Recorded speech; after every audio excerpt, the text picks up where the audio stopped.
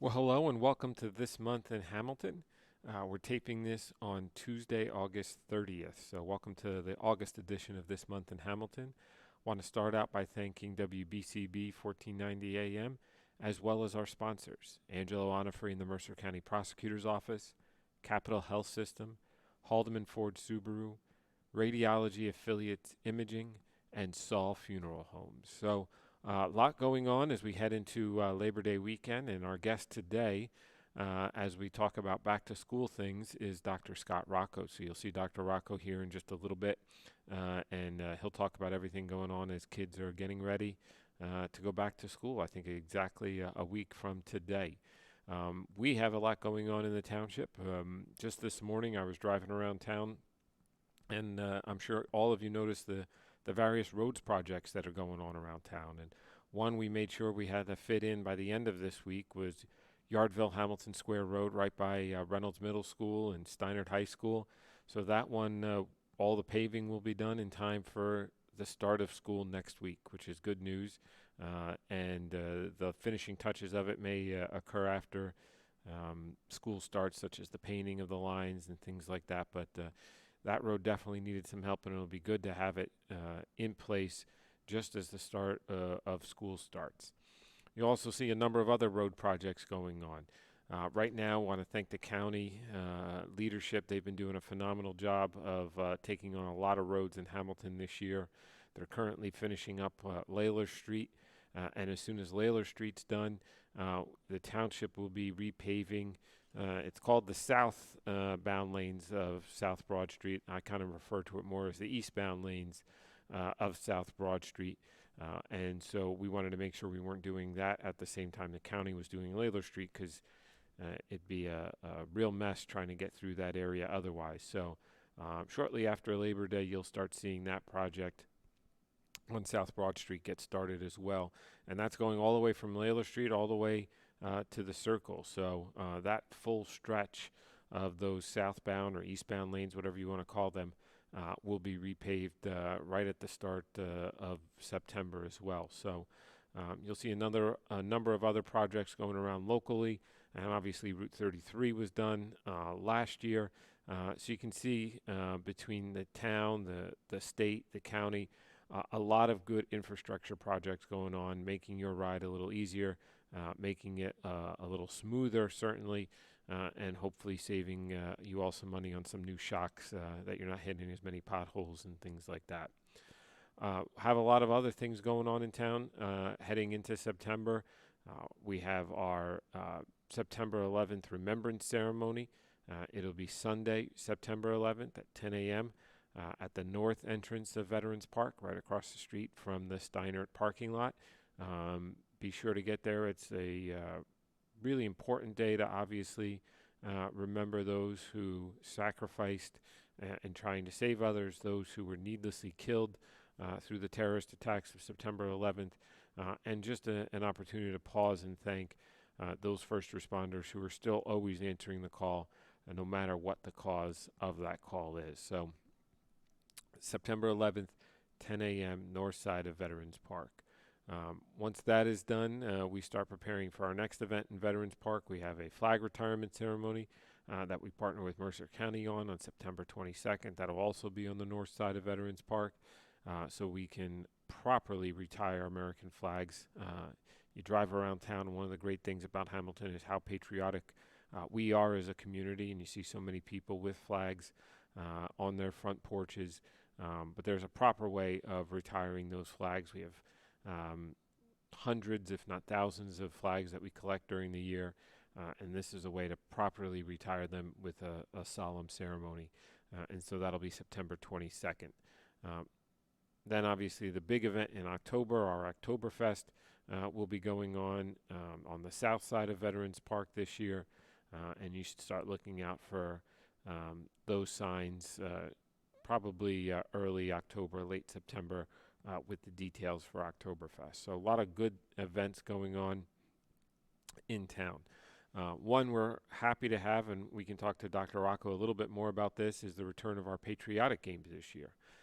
If you recall, pre-pandemic, We partnered with the Hamilton Township Patriotic Committee. We previously had Colonel Watson as a guest on this show, and that's something the township, the school board, and the Patriotic Committee partner on, and we host some Hamilton-specific soccer games, both boys and girls, over at the Veterans Park on Cal Field, under the lights, a night game, and it's great for the players, it's great for the fans, it's great for our community. Want to thank WBCB. They'll be airing those games as well. So if you have family members who can't make it to the game, or if you just are running around with other kids but still want to watch some high school soccer games, I want to thank WBCB. They'll be airing those games as well. So there's going to be a lot going on in Veterans Park over the next several months. That's all good things. The park is supposed to be used. I'm sure some of you who use it regularly have seen on the south side, we had to take down some pine trees that line the entranceway to the Abbott House. Do not worry, those trees were unfortunately being identified as dying and becoming dangerous over the next coming months and coming years, so we made the decision to take them down now, but we will be replanting new trees there. We know how many people enjoyed them, how many people enjoyed the shade they provided, and just their appearance as you drove into the park as well, to have it lined with those trees. So do not fret. While the trees did come down, there was a reason for doing so, but we'll be putting some new trees up too. I want to talk about some things we've also had going on in the news lately. Just yesterday, we announced a new update into the Legionnaires investigation that we've been undertaking as Hamilton Township Health Department, in conjunction with our partners at the New Jersey Department of Health and New Jersey Department of Environmental Protection. The state thankfully sponsored 20 homes, 15 in the Trenton Waterworks area, 5 in the Aqua area, to be randomly tested for Legionella. And we were able to get those results, and unfortunately over half of the homes tested had a positive hit for the Legionella bacteria.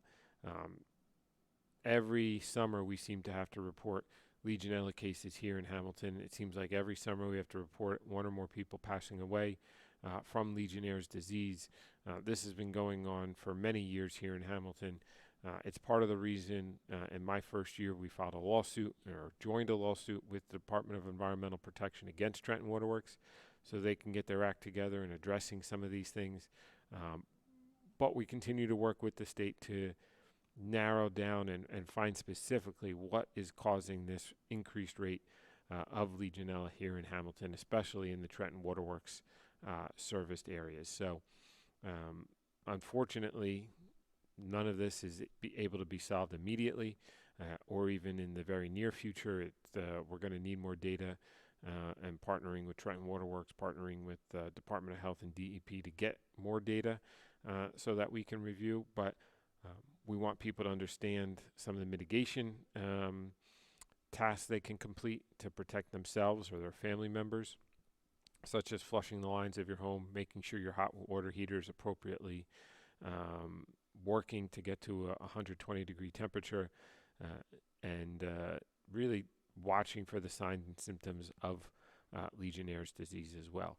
For most people, you're not even going to really show the signs of the Legionella bacteria if you get it. Younger, healthier people aren't even really going to probably show signs or symptoms of it.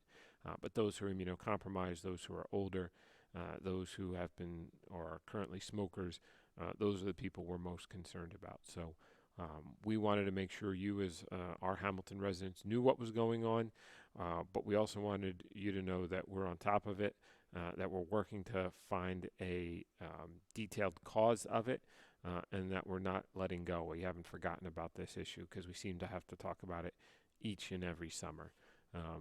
So more information to come in the months ahead on that, but obviously it's a big thing here in Hamilton. It's been a big thing here in Hamilton, and we want to make sure you all know that we're on top of it. Moving on, there's been a number of good things going on in town as well. Today, even specifically, we're hiring 3 new Hamilton police officers. This has been a commitment to make sure our ranks are fully staffed. We had 3 officers who had retired over the last several months, and so now we get to replace them with some young recruits. And so look out on Facebook for information about that. These 3 young gentlemen are definitely committed to Hamilton, definitely committed to being good public servants, and we're really excited to bring them on board. Likewise, since we last spoke, we now have a new fire chief of the Hamilton Fire Division. I want to thank Chief Richard Kramer for his 20 months of service to Hamilton Township Fire Department.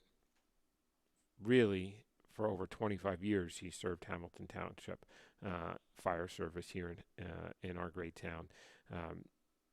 He really set a precedent for what a chief of a fire division, consolidated fire division, needs to be, and made our next chief, who is Chief Tazi, his job a little easier by being such a good precedent setter over that first 18 to 20 months or so. So for those who weren't able to come or didn't see, we want to wish Chief Tazi the best. Prior to consolidation, Chief Tazi was the chief over at District 2, which was Mercerville Fire Company. So we know he has what it takes to be our fire chief here in Hamilton. We know he's got the skills, both from a fire service and from an organizational standpoint, to be the fire chief, and we're wishing him lots of success in his new role. With that, we're going to take an early break. I know Dr. Rocco will be joining us. He's got a lot to talk about an upcoming school year. For the first time in several years, we're really not talking too much about COVID and its impact on our school district. I know that's exciting both for him, for our school board members, for the staff, for the students. For the first time in several years, they'll be starting their school year not having to wear masks or be in front of a computer or anything like that. So it's a really exciting time. And I know he's got a lot to talk about, so I want to make sure he's got all the time that he needs to present you, the parents or grandparents or students, with the information you all want as you start school next week. So we're going to take an early break, and when we come back, we'll be joined by Dr. Rocco. My hip. Just getting up from a chair feels like someone's shot it with a nail gun. Is it time to consider hip replacement? At Capital Health Hopewell, we offer the most advanced procedures, such as anterior hip replacements, the least invasive way to do it. So you're up and moving faster than you ever thought possible. Visit capitalhealth.org/ortho to learn more. Capital Health. Minds advancing medicine. This is Angelo Honor, your Mercer County prosecutor, and I'd like to take this opportunity to wish all of our Mercer County student athletes the best of luck, and also urge parents to stay involved in your children's school activities. Extracurricular events are a great way to keep your sons and daughters focused, and it does not have to be athletics. They can be involved with the drama club, the school band, even the debate team. An involved student today has a brighter future tomorrow. This message is brought to you by the Mercer County Prosecutor's Office, and I hope you enjoyed today's game. Radiology Affiliates Imaging has been part of the Hamilton community for over 50 years, with 2 convenient locations, RAI Chi Hamilton and RAI Lawrenceville. We offer expertise in all areas of imaging for all members of your family. Our board-certified specialty radiologists offer expertise in women's imaging, interventional radiology, musculoskeletal and diagnostic radiology. Whether you need an MRI, CAT scan, ultrasound, mammogram, or X-ray, we offer the latest in imaging technology and interpretation. In the last 50 years, RAI has earned our place amongst the largest and most respected radiology groups in our area.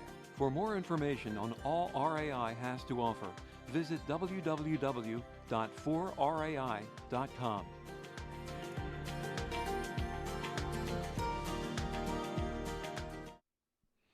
Well, welcome back to This Month in Hamilton. I want to thank WBCB 1490 AM as well as our sponsors. Angelo Onofre in the Mercer County Prosecutor's Office, Capital Health System, Haldeman Ford Subaru, Radiology Affiliates Imaging, and Saul Funeral Home. So, as I mentioned before the break, we're joined here today by Dr. Scott Rocco, our superintendent of the Hamilton Township School District.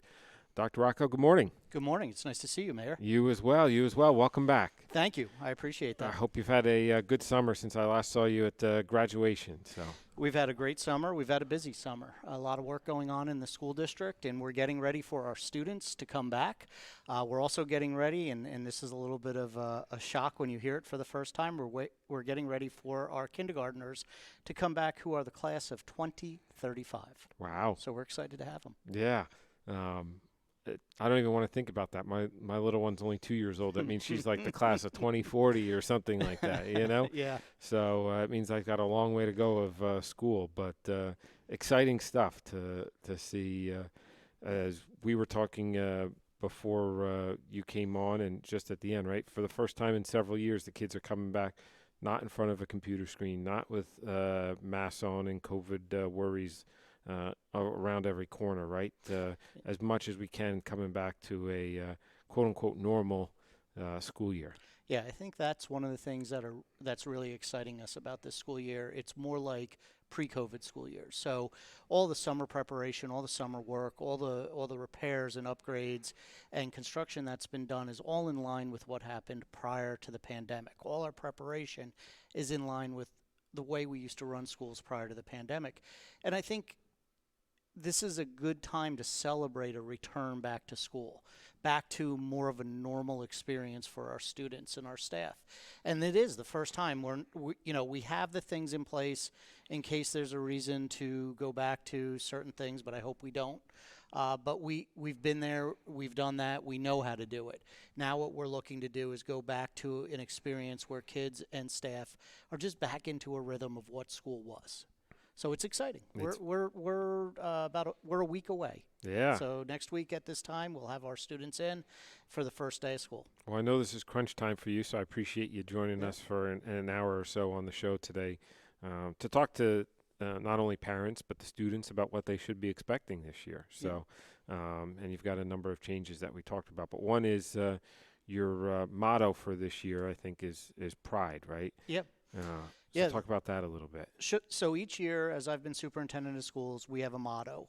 Last year, Hope, Hamilton Opens Pathways to Excellence. That's part of our strategic plan. We continue with the hope of moving forward as a school district.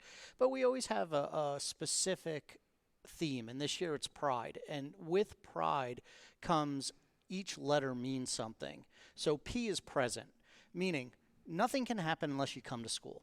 And returning back from the pandemic, what we want our students to understand is that when they are not in school, they are missed. It's not that you're just missing academics or the experience, but you as a student are missed. So being present is very important to start off the school year. The second is respectful. How we expect each other to be treated. We want every student to be a friend of another student. We don't want kids to be disrespectful to their peers or to adults. And we want to create a respectful environment for everybody that works and learns in our schools. I is for involved. And there is an aspect of being involved during the school day where kids are involved in their academics, but there is a lot of stuff that happens in our schools before and after school. So there are clubs, there are activities, there are athletics, there are events. And it doesn't matter if you're a kindergarten student or a 12th grade student, we want you to be involved in school. We want our parents to be involved in school too. So when those activities are happening before or after school or on the weekend, we want our parents to participate. The D is for determined. So how are you successful? Well, you're successful because you are determined in being successful. Successful in the classroom, successful on the ball field, successful on the stage, successful in extracurricular activities, or preparing for your future. And ultimately, as we've talked many times, the goal for us is to prepare our students for life out of high school. College, career, military, trades. And so you have to be determined, and at some point in your K-12 experience, you've got to decide what path that is you're taking, and your determination will help with your success. And then E is educated, the real foundation of why we're here. is to educate our students and for our students to get the education that they are looking for. And what does that mean? K through 5, we've got our standard reading, writing, math, history, science. But as you get into middle school and high school, students start to get choice. And so as you get that choice, you find interest. That interest helps you to follow a path. And at the high school, we have a lot of new classes that we're offering and helping students to be educated and be prepared for their future. So HDSD Pride is something that our community is going to hear a lot about this year. They're going to see it. We are going to run theme days associated with it. And the beauty about this theme is it's not just for students. The explanation for each of the letters is transferable from student to staff to community, so that we're all showing HDSD pride. Adults in the community, we are role models for our children. So as we demonstrate each one of these letters, we're hoping that our students see us doing that, and then they will model that also. And speaking of respectful, we would be remiss not to talk about what's been putting HTSD in the news recently, Yep. right? With somebody who was running for school board and some of their disrespectful comments towards certain populations. And I know you've addressed it head on as well, and I appreciate that. I've put out a statement. The school board as an entity put out a statement as well, but I think that goes right along with our community being respectful towards staff and students too. Yeah, and I appreciate the comments that you made out in the press about this. But as the superintendent of schools and as a community member here, I've spoken up a number of times when hate-filled comments have been made about either a religion, a culture, sexual orientation, whatever the reason is. And we've spoken up. I have personally, the board has. We've done that in writing. We've done that in person. And, you know, that phrase of hate has no place here is something that we want to model with our community and with our students. And we want to educate our students so they understand what is right and wrong. And also to understand that words have a meaning, and what you say matters. And I remember years ago when I was probably 12, 13 years old, my father said to me, "Think before you speak." And as a 12 or 13-year-old, I had no idea what that meant. Like, how do you think before you speak? But as I got older and remembered that, it became apparent that words are powerful. What we say means something. And so we want our students to understand that those words have power. And even though we have freedom of speech, some speech is hate speech and has no place for it. So I thank you for speaking up about it. We have, and our board members have, and we want to educate our community and our students about supporting each other and being respectful of each other, which also aligns with our HDSD pride. Yeah, no, thank you. And looking at this school year, you know, I can feel even from, you know, as I said, I don't have a child in the system, the excitement of going into this year, right? And the excitement of staff coming back, the excitement of students coming back. Are you seeing that as well and feeling that too? I am, and so you see it in a lot of different ways. One of the most obvious ways is I live down the road from one of our elementary schools, and I've seen a lot of parents walking with their children up to school and looking in the windows. And in the school I'm by, it's just the kindergarten windows that they can really see through. And so they're taking a look at the schools. We've got a lot of kids talking in the neighborhoods about getting back to school and seeing their friends. And obviously one of the most important dates related to school in the summer is when the homeroom lists come out. Oh, I remember that day. Yep. And so that came out last week with Power School, with Power School posting that at 4 o'clock last Friday. Everybody was on probably when the clock struck 4. The system through Power School and their server did crash, came down for a little while, came up through the computer first and then the app, but everybody was excited about finding out what homeroom they had, what classes they had, and other information that was on Power School. But I'm seeing and hearing a lot of excitement, from our staff and our administration. Things are going well in the preparation, and we're just excited for next Thursday. And it shows my age a little bit, right? My parents took me on walks to school before the school year started, but that was because they posted the homeroom list on the window. So you weren't looking in the window to see about did they put up new sheetrock. You were looking at the window to see your homeroom and which one of your friends were in your homeroom and all that kind of stuff. So Yeah, we used to get it in the mail, and so we would wait for the mailman to come and park his car and walk up, and we'd all walk down to the driveway to wait for him so that we could open it up and find out. But now everything's digital. yeah, and I know a lot of the sports prep, they're in the middle of practices and everything like that, gearing up for the fall season as well. Yeah, so we open up this weekend. Our football teams open up this weekend. We've got football, we've got soccer, we've got field hockey, we've got our marching bands, we've got our cheerleaders. Everybody's ready to go. And I want to say to the community, too, if you've got a high school student, get them involved in school. One of the things as a parent, I always said to my children as they entered high school is you need to be involved in a sport or an activity. It helps connect you with the faculty, staff, and coaching staffs.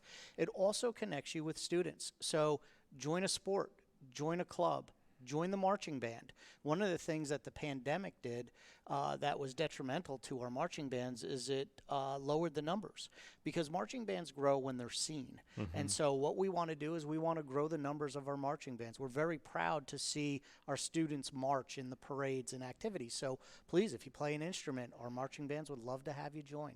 And going to sports specifically, stepping back for a second, we've as a township government have tried to put a real emphasis on outdoor recreation, especially with the pandemic, right? We've paid, we're in the process of scheduling new upgrades to our outdoor roller rink in Veterans Park. We've done tennis court and pickleball court improvements and all sorts of things like that. I know the school board has approved some new or improved outdoor recreation facilities at the 3 high schools as well, which will really help, I think, get kids maybe more interested in getting involved in a sport too, if you want to talk about that for a second. Yeah, so one of the things the board during budget time decided and approved was the turfing of the 3 athletic fields at the high schools. We are the last set of high schools in the county to get turf fields. With that, we will be redoing one track at one of our high schools, and then hoping to build in the budget the following year 2 more tracks. So then that athletic complex will be complete.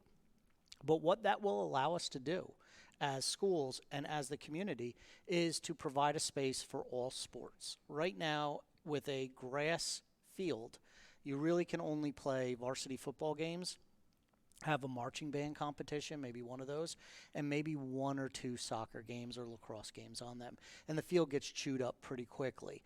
But by putting in the turf fields, we will be able to use those fields every day, multiple times a day. The ADs are already developing mock schedules for practice and games so that we can make sure that every sport, especially the sports that use those fields, will get on those. Soccer, field hockey, football, lacrosse. We'll be able to use those. And it will help our programs. I think it will interest students in coming out. Yeah, absolutely. And get kids more involved, get them outdoor more, get them involved in team activities more. It's, you and I have been talking about that for a number of years and trying to get it. So I thank you and applaud the school board for approving it as part of this year's budget, because I think it'll be a real asset towards the community at large. But Dr. Rocco, we're going to take a short break. And when we come back, we'll talk more about this upcoming school year. Okay. Merrill Reese, here to tell you about my good friends at Haldeman Ford Subaru on Route 33 in Hamilton Township. For outstanding sales and service, you can depend on the folks at Haldeman Ford Subaru for the best value on new and pre-owned Ford cars, trucks, and SUVs, along with a great selection of value-priced new and pre-owned Subarus. And no one offers the service that Haldeman does in their huge, state-of-the-art service facility. Service so great that many area municipalities and commercial fleets get their service performed by Haldeman Ford Subaru. From Langhorne to Princeton, folks like you to commercial fleets trust the name Haldeman for sales and service. Haldeman Ford Subaru, Route 33 in Hamilton Township. Neurosurgeons at nearby Capital Health not only perform groundbreaking procedures, they helped develop them. Capital Health neurosurgeons are among the first to use newly invented devices for stroke, aneurysm, and other cerebrovascular disorders. Capital Health neurosurgeons are at the forefront of care in the Philadelphia, New Jersey region. The Stroke and Cerebrovascular Center at Capital Health. Minds advancing minds. This is Angelo Honor for your Mercer County prosecutor, and I'd like to take this opportunity to wish all of our Mercer County student athletes the best of luck, and also urge parents to stay involved in your children's school activities. Extracurricular events are a great way to keep your sons and daughters focused, and it does not have to be athletics. They can be involved with the drama club, the school band, even the debate team. An involved student today has a brighter future tomorrow. This message is brought to you by the Mercer County Prosecutor's Office, and I hope you enjoyed today's game. Well, welcome back to This Month in Hamilton. I want to again thank WBCB 1490 AM as well as our sponsors. Angelo Onofre in the Mercer County Prosecutor's Office, Capital Health System, Haldeman Ford Subaru, Radiology Affiliates Imaging, and Saul Funeral Homes. So, Dr. Rocco, in any summer season, right, you have teachers who retire, and now you've got to try to replace them with some new hires and things like that. So how's the new hiring season going? How many new teachers are we seeing this year in Hamilton that bring that excitement, that energy that we talked about earlier? Yeah, so we're really excited to welcome 92 new teachers to our school district. Of those 92, 17% of those are Hamilton graduates, and that is exciting to welcome them home. Yeah. Welcome them home to their home school district. Every one of those 92 last week, we had in for a week for new teacher orientation. They were wonderful. They were excited to be here, excited to get started, but it's been a long year of recruitment. We started back in probably February or March, looking at our anticipated vacancies, going to a lot of job fairs, holding job fairs of our own. At the end of the day, it's no secret to anybody. It's been in the press, it's been in the news nationally, that there is a shortage of teachers, a shortage of classroom assistants. We are interviewing at this moment to fill vacancies that we have. And I would like to talk with the public about if you are somebody who is looking to be a substitute teacher, a classroom assistant. If you have a teaching certificate, we have positions that are available, whether those are full-time tenured positions or if they're long-term subs and you're just looking to get in and work a little bit, we have positions available. Please look on our website, htsdnj.org, and look in the HR section and look what's available. But this has been an issue that we've faced not only in Hamilton, but we've also faced across the state and the nation. That effort will continue throughout the rest of the year as we go forward, filling vacancies, filling short-term and long-term vacancies that we have for teaching staff and for classroom assistants. So on the substitute teacher front, there's no special certificate you need or anything like that to be a substitute teacher, correct? So there are different levels of certificates, and Okay. you can get actually a county-wide certificate. You can also get a certificate because you are a certified teacher, and you can get all of that paperwork through the county system. Apply there, and then let us know that you've got that certification, and then we'll put you in the system. Okay. And then for teacher assistant, that's, I guess, a different certification? Yeah, there's no certification for that, and so Okay. there are different levels of that too, depending on college credits and things like that. But our classroom assistants most of the time they work in our special needs classrooms, working with our students and certified staff. It's a great opportunity, it's a great experience, and we also have some folks that have worked as classroom assistants that then say to themselves, I'd like to be a teacher, and they go back and they get their teaching certificate. Wow, so it's a great stepping stone. Absolutely. If you're thinking of being a teacher, maybe you become a classroom assistant or a teacher's aide, right? And then go into that next step of seeing if it's for you. Absolutely. And we are in talks. We've talked with Ryder and the College of New Jersey about running a program for our classroom assistants who would like to go and get certified. And so we started that last spring, and we'll continue that again this fall to see what kind of program is available. We would do that on site with the college, and so that our staff would not need to travel. That's great. That's great. Now, I know last year, because there's labor shortages, I mean, we even see it, the township provides the school crossing guards, right? And we are not full on our school crossing guards. So while you make your pitch for that, I'm going to make your pitch for if you only want a few hours every day and you're willing to be a school crossing guard, please reach out to Hamilton Township because we're still looking for school crossing guards, not to interfere with what That's you're okay. looking for. But talk to me about the mornings and afternoons, the school busing situation. I know there was issues last year because of labor shortages and the like. Yeah, we last year, as many parents know, buses were either running late or had to run double routes. That has diminished significantly, I would say, at this point, but there are still chances that buses are going to run late, picking up or dropping off, or a bus will have to double back to a route and pick up students. So I want to first ask parents to be patient as the bus drivers learn their routes. They're out driving them. You'll see them in your neighborhood. A bus will drive by. That's the bus drivers learning the routes, but they really don't know the routes until the kids get on, how many kids are at each stop, how long it takes them. The difference of a minute or two at a stop can be the difference of being on time or being late. So we ask our parents to have, at least for the first week or two, to be out 10 minutes before your scheduled bus stop, because the bus may come a couple minutes early as it's trying to work out the route, and then it will get more consistent. But from the perspective of bus drivers, there's still a shortage. So bus companies, and the majority of our buses are contracted, bus companies have raised the rate and have made it more flexible for drivers.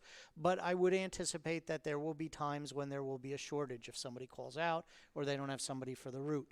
A bus will be there, but it may take longer. Yeah, I mean, it's, again, we see the signs, I know I do, I'm sure you do, right? All in front of the bus companies, this and much per hour if you have your CDL and all that kind of stuff. So they're having a big push to hire more bus drivers to fill that need. Yeah. But there's secondary effects when you don't have enough. And so I know you all are dealing with that as well. Yeah, and again, the majority of our buses are from contracted. I think we run less than a dozen of our own buses at this point. So we're working with the contractors, and they do a great job addressing our needs. But again, it's a supply and demand that we're all seeing in all different facets and all different jobs that are out there. Yeah. Now, we talked a lot about a lot of the new teachers. They had their new teacher orientation. There's opportunities even ahead of the first day at certain schools for parents and students to meet some of these new teachers, to meet their principal or some of the existing teachers through these pop-up events that you all host. Yeah, so back 2 years now, when we were phasing back into school, we wanted a way to connect with the community again when kids had been out of school for a long period of time. So we created these pop-up schoolhouses. And exactly what it sounds like. We would take one of those portable tents and we'd pop it up, and you'd have the principal, some teachers, services, and community organizations would be there. I'd be there. And we'd give away supplies and types of materials for kids. It became very popular. So a number of our buildings have been doing that all summer long.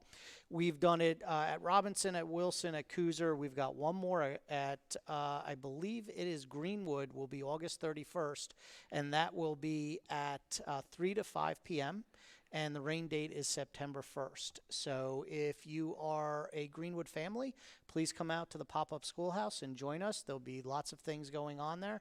At each one of these events also, we have our tech department. So if children are having trouble with technology, parents have technology questions, they're there to help. We also have our food service that's there, and families that want to sign up for free and reduced lunch. The form that every family should be completing to see if they're eligible is there, and the food service can help them with that also. So speaking of some of those things, technology, you're still one-to-one, correct? Correct. Which is great, one laptop per each student. Yes. But the food service stuff will change. My understanding is for the last few years, it's just been free lunch regardless of income levels or things like that. That's correct. So that changes this year. So this year, food service goes back to the way it was pre-pandemic, which means if you're not eligible for free or reduced lunch, lunch will cost its normal rate. And that's why we tell families to fill out the form to see if they are eligible. You won't know if you're eligible unless you fill out the form. And so that's why we ask everybody to do that. But even for now, a new parent, right? Your kid's in first grade. You haven't had to do that before, Correct. Right? So it's one more thing. It's not a new thing to do this, but it may be new to some families to have to do something like this. Yeah, and all of that is in our parent portal. So when I started, when my children started many years ago here, you would get all those forms in paper form on the first day of school when your kids came home. And I remember there were certain forms that had to be filled out in triplicate. And some of the families, you know this, right? You know, and my wife would say to me, "That's your job." So, so I would sit at the dinner table and I would fill out a form for each kid in triplicate, and then fill out all the other forms. This is all digitized now. So the majority of our forms are digitized on the parent portal. So please go in and fill those forms out. That will save a lot of time for you and also help us as we go along through the school year. And part of the pop-up events is just to remind parents about all this. Get that stuff in ahead of time. Get it done early. It makes the administrator's job a little bit easier, right, to have all that set up then for next week for the first day of school. It makes it easier on the kid, right, to have to not be worried or have some anxiety about all of it as well. Yeah, it really makes us a little more efficient if we get all the paperwork in on time. And we also understand that families have jobs and they work different hours and you have multiple kids in school, so sometimes it takes a little longer. We understand that. But if you can get those done in advance, that helps everybody. Helps the family, helps the school, connects with everybody. And that's one of the purposes of the pop-up schoolhouses. Also just to make the connection again. And there's nothing greater than hearing kids playing on the playground and having fun and enjoying time with each other. At each of these events, we've had phys ed teachers there playing games with kids, lots of different events for kids to do things. There's been food at some events. Ice cream truck came to another event. So it depends on the building and what they're doing. Oh, that's awesome. And I know you always have some, like you said, community organizations, right? Last year there was Amazon giving out backpacks and stuff like that too. So a lot of good things for families to take some time if they can to get their kid back ahead of time. And I'm sure the kids are ready, right? But it's one thing to actually then go to school or even just go to the building to put yourself in that little bit different mindset to get ready. Yeah, I think at this time of year, in a regular school year like this year is opening up, I think the parents are more ready than the kids are right now to have the kids go back to school. So it's a nice opportunity for a parent to bring their child over to a school, connect with the principal, connect with some staff, and see the outside of the building and talk with some people. I was just talking to a parent last night who's got 2 kids in school, said next week can't come soon enough. But Dr. Rocco, we're going to take our last break, and then we'll finish up talking about some other great stuff you've got going on in the school district this year. So we'll be back in just a moment with Dr. Rocco.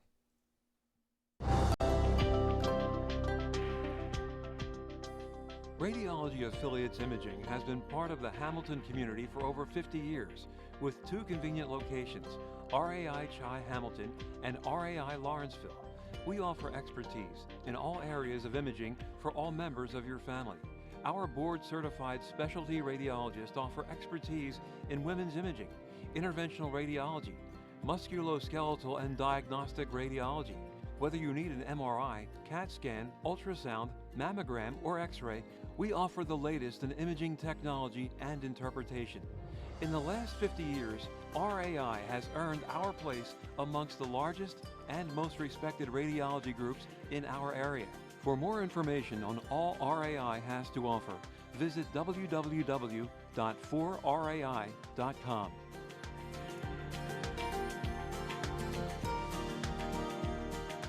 Merrill Reese, here to tell you about my good friends at Haldeman Ford Subaru on Route 33 in Hamilton Township. For outstanding sales and service, you can depend on the folks at Haldeman Ford Subaru for the best value on new and pre-owned Ford cars, trucks, and SUVs, along with a great selection of value-priced new and pre-owned Subarus. And no one offers the service that Haldeman does in their huge, state-of-the-art service facility. Service so great that many area municipalities and commercial fleets get their service performed by Haldeman Ford Subaru. From Langhorne to Princeton, folks like you to commercial fleets trust the name Haldeman for sales and service. Haldeman Ford Subaru, Route 33 in Hamilton Township. Well, welcome back to This Month in Hamilton. Want to again start by thanking WBCB 1490 AM as well as our sponsors. Angelo Onofre in the Mercer County Prosecutor's Office, Capital Health System, Haldeman Ford Subaru, Radiology Affiliates Imaging, and Saw Funeral Homes. So Dr. Rocco, since we last saw each other in public, the school board and the township have reached an initial agreement to pursue a new municipal complex together. Right now we record this at our driving range right on San Melito Way across from Whitehorse, and the new complex will be right up the street. So I just want to publicly thank you and our school board for being supportive as we start this endeavor together. I think it'll be great for both the township. We're in a building where the cornerstone's 1928. Park Avenue, I think I've heard 1898 or thereabouts, right? But really, the beginning from the township side, and I know you're in the middle of it as well, of starting to modernize some of our facilities. Yeah, and I want to thank you and the township also for developing this concept. I think it'll be great for the community because it'll be one location where the town government and the Board of Education are located. It's a shared facility. As you said, both of the facilities we have right now are aged, and modernize a little bit of what we have and what's available to our community. So we're looking forward to that. Yeah, I think sections of the board office on Park Avenue are before 1900, and Wow. we've got a bomb shelter down there and all kinds of other things that are down there. But the buildings have extended beyond probably what they were considered useful life, and so we're looking forward to that opportunity and making it more accessible for our community. No, and thank you. And one of the great things in our partnership is we both get to now design the buildings to suit each other's needs, right? It's not the township designing this building and saying, oh, just come along, right? The school board really gets to design it for what you and the board envision you'll need today and for the decades to come kind of thing as well. So whether that's, meeting spaces, new teacher spaces, whatever it is, right? You have the ability to organize it. And I'm sure if you get the same things, you got a lot of heads of departments who have a lot of great ideas going into this, right? Yeah, yeah.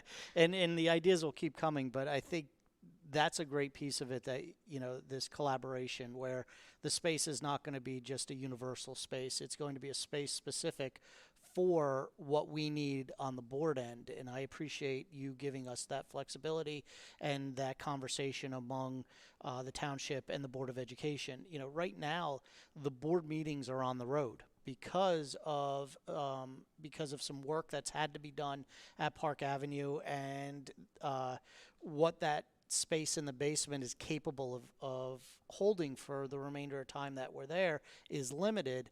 We haven't been able to hold board meetings in Park Avenue for months now, and for the foreseeable future we will be on the road. So the September board meeting will be at Grice as we go forward, but to be able to have a facility where the community members know that a town council meeting and a board meeting are held in the same building, right, with ample parking, and they know where it's at, it is beneficial for anybody who wants to attend a meeting or be part of that process. Ample parking, ample seating, Yeah.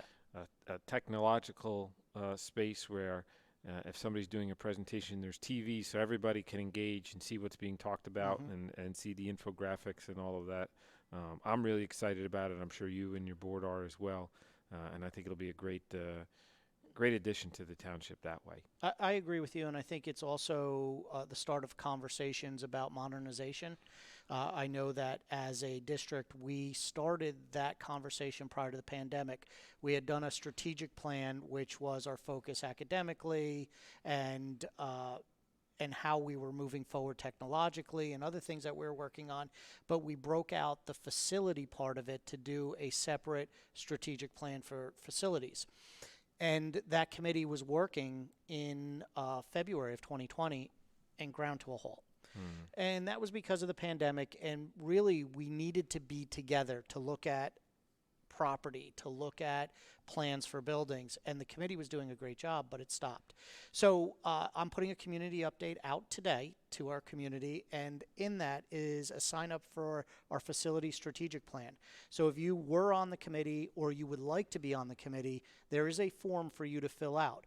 And that committee is going to look at everything from each of our facilities, the property we have, our enrollment in each of the buildings, grade spans, because right now we're a K-5, 6, 8, 9, 12 school district, and I'm not saying we're changing anything, but we are looking at everything, and then looking at facilities within each school. So what are the bare minimum facilities we would want in each school? Example, we would want full-size classrooms, small group instruction classrooms. We want a designated music room, a designated art room. We don't necessarily have that in every elementary school because we are actually growing. The most recent numbers in enrollment is we are 11,800 plus students at this point. That's a growth of over 200 over the last 2 years. Wow. Wow. So that's going to be part of the modernization process, is to develop a long-range plan for our schools and our community.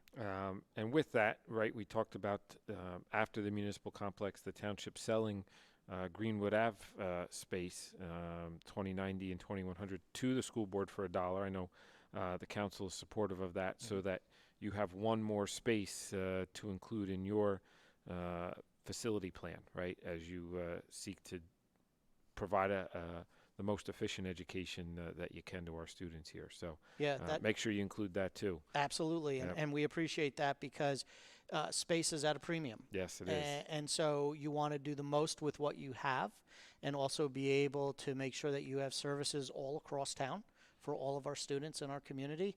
So that'll be a factor also. And I know under your leadership and our current school board's leadership, even pre-pandemic, right, talking about the modernization effort, referendum work even continues to this day from the referendum that was passed several years ago. Yeah, so in 2017, we passed a $55.4 million referendum. That work has happened from the summer of 2018 to this summer. There's work being done right now at this moment that needs to wrap up in our schools, but the referendum is coming to a close. We've done a tremendous amount of work across all of our buildings, and families who have had students who have moved from elementary to middle to high school will see that work, whether that is new flooring, new bathrooms, new roofs, brand new doors and locks on every classroom, doors that lock from the inside versus locking from the outside. We have put safety film on our older windows and replaced many windows. We've replaced the ventilation units that have gone in many of our classrooms. Also, some of it part of referendum, but a lot of it part of just the general upgrade, is as major ventilation units in large spaces have broken, we've replaced them and included air conditioning in that. So for example, at Nottingham High School, the cafeteria now has air conditioning. At Mercerville right now, they're working on air conditioning in the gym and the cafeteria. That'll be in there moving forward. And as we move forward, our goal is to air condition bigger spaces first, so that there is a place for our students to go on hot weather instead of having to go to one session days on the days when it's 92, 93, 95 for multiple days in a row. But we have done a lot of work.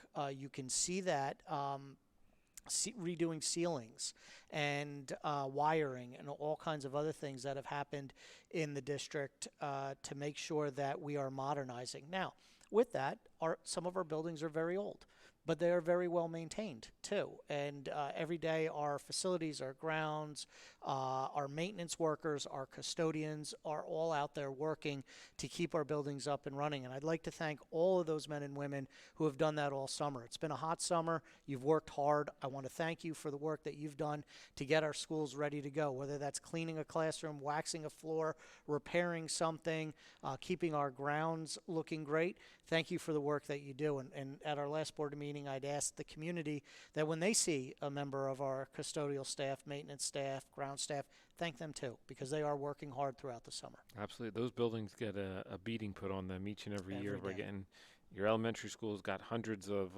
little feet walking through them. Your high school, 1,000 big feet walking through them each and every day, right? Yeah. Bumping into walls, falling on the floors, all that kind of stuff. So It takes a lot to keep them maintained. exactly. And you walk into some of these buildings that are 100 years old, and you marvel at how good they look for their age, even if they've lived past their useful life.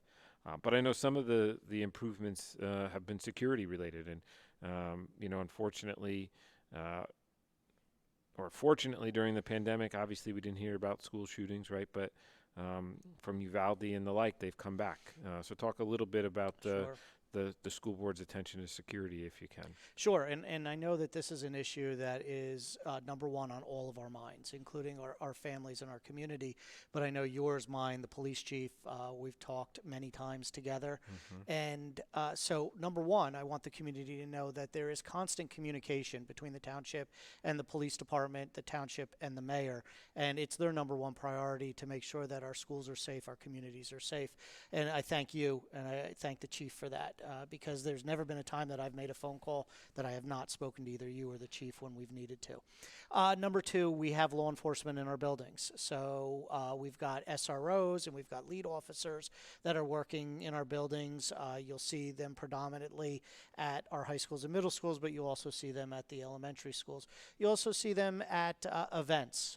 We'll have our law enforcement, our Hamilton police at sporting events, clubs, activities, different types of events. On top of that, just outside of that, we've also looked into a security firm to assist in helping when we have events and activities to make sure that we have a supply of individuals whenever we need that. And so that's just us making sure that we're covering our bases throughout the school year. On top of that, I talked a little bit in the referendum about some of the locking systems we've had. We've also put in a number of security measures for our front doors. We have check-in systems for our visitors. We also have a 911 system that we have in place that over the summer the police department was practicing with, and I want to thank them for that, and they ran through a lot of drills with that system. So we've got those in there. We do our monthly drills, so we do a fire drill each month, and we do a security drill each month with our schools, and we do training with our staff. So our staff gets a lot of training on security drills, and not only just security drills, but other types of things, getting people certified in CPR and first aid, and then other emergency management needs that we have in the district. We also have a communication system with walkie-talkies that buildings can talk within their buildings, across buildings, and across the district. And that is also, I believe, accessible to the police department too, which is the district-wide band. Yeah, no, I want to thank you. I know you talked about our meetings. We had one just 2 weeks ago. School board president, myself, yourself, and Chief Stevens. So that communication you talk about, it's freely flowing from all sides, which is a great thing, and it should be reassuring to our parents, to our students, to their family members who entrust us with their security while they're in our town and in our schools. So I thank you for all the effort you and the board have put into that as well. Yeah, I appreciate that. And just one last thing, Mayor. I think the most important thing that we have here as a security measure is something that I've preached, and I know you've talked about, is if it doesn't look right, it doesn't seem right, it doesn't seem right, it doesn't sound right, say something, right? See something, say something. That old slogan that was New York City slogan they used years ago is so important, right? We can do a lot of these drills, but we also rely on people giving us information because we're not everywhere at all times. And as people travel and they see something that doesn't seem right, please reach out. Reach out to us, reach out to the police department. It's better to be safe. Absolutely, absolutely. Well, Dr. Rocco, I want to thank you for coming on today and your time to talk about this upcoming school year. Wish you all the best. I know the next few weeks will be hectic for you, but hopefully a controlled chaos as nearly 12,000 students enter our Hamilton Township's schools for this upcoming school year. So with that, I want to thank again WBCB 1490 AM as well as our sponsors. Angelo Onifred in the Mercer County Prosecutor's Office, Capital Health System, Haldeman Ford Subaru, Radiology Affiliates Imaging, and Saw Funeral Homes. And we'll see you again next month for This Month in Hamilton.